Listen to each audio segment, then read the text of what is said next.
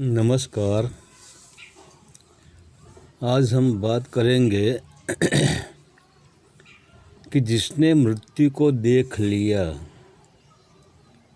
समझो वह जाग गया। इस बात को हम एक छोटी सी कहानी से समझने की कोशिश करेंगे तो हमारी समझ में आ जाएगा। एक बदमाश था, एक दिन जंगल में भटक गया।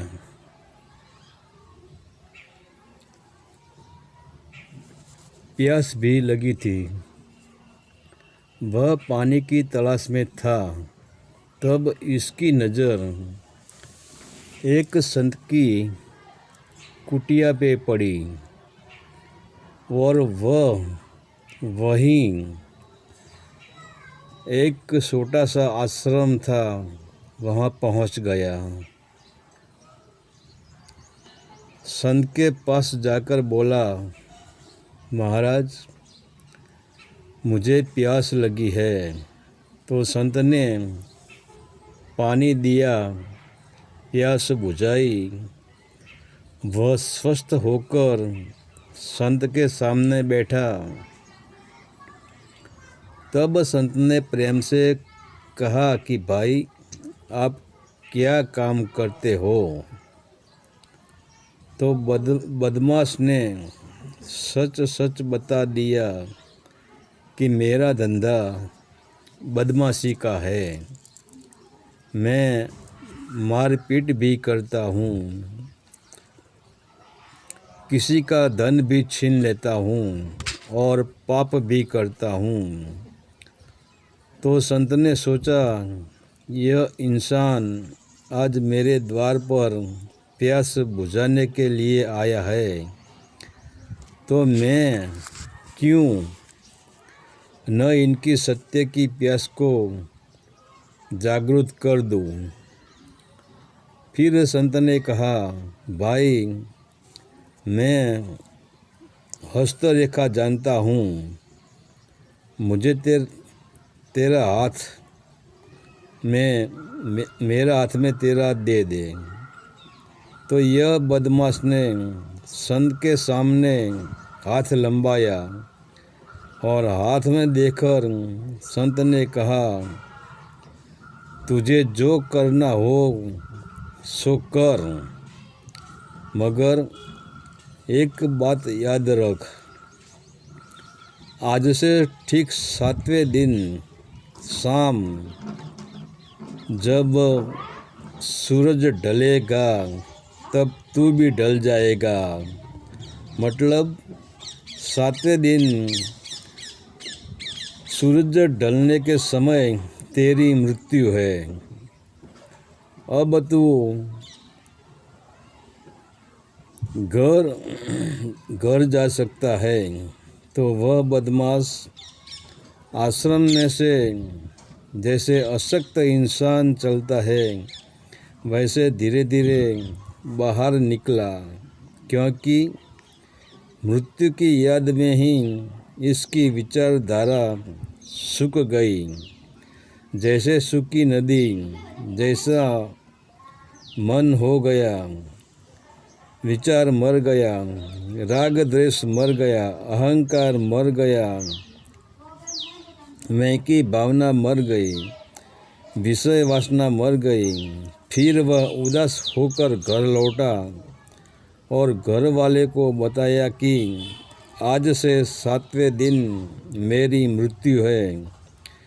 तो इनके रिश्तेदार भी मिलने के लिए आने लगा। वह खाना खाता था तो स्वाद भी चला गया और 7वें दिन तो इसका परिवार, रिश्तेदार सब लोग इकट्ठे हो गए थे।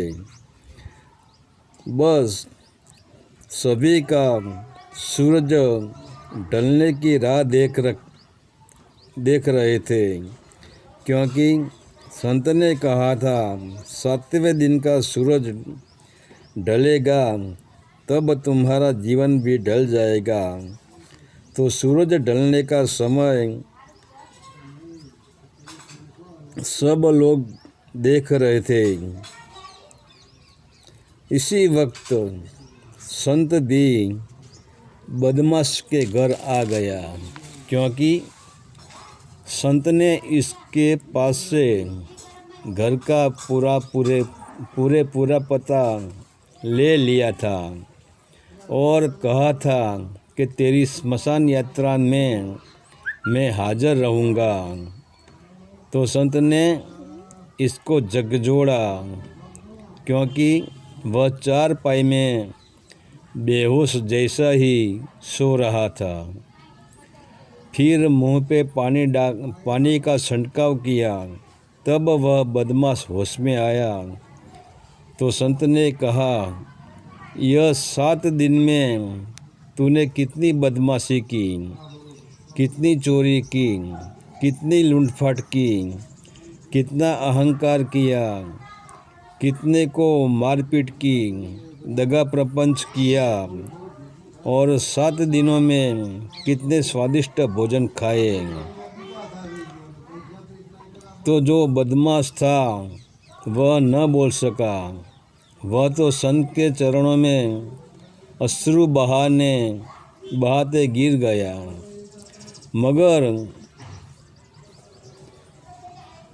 इसकी माँ ने कहा, महाराज, क्या यह मृत्यु सच नहीं थी?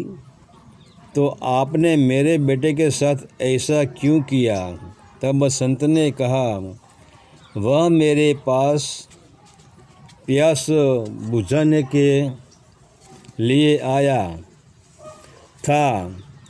प्यास तो मैंने तुरंत ही बुझा दी और आज मैंने इसे निर्भय बना दिया है, क्योंकि आज मैंने इसको सत्य की प्यास जगा दी है।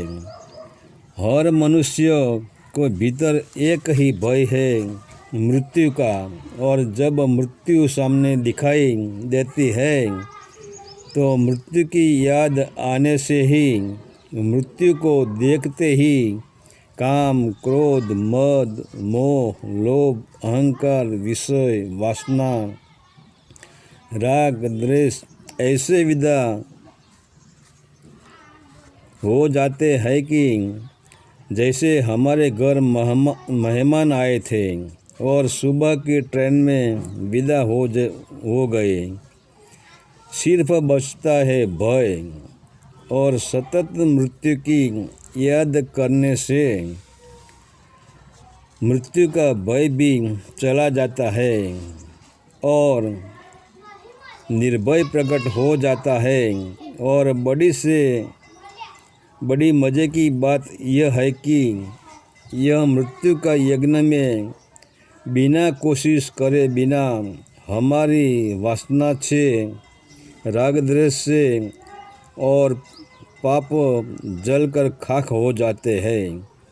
इसीलिए जब आप कुछ भी पाप कर्म करते या दुष्कर्म करते समय या हर कार्य में मृत्यु को याद कर लो और सोचो, मैं यह गलत कार्य कर रहा हूँ। इसी वक्त मृत्यु आ गई तो क्या होगा? तो आप जितना ज़्यादा मृत्यु को याद करोगे, इतना आप हल्का हो जाओगे, और जब सच्ची मृत्यु आएगी, वह मृत्यु नहीं रहेगी, एक अवसर बन जाएगी। हरि ओम तत्सत। आदेश का प्रणाम।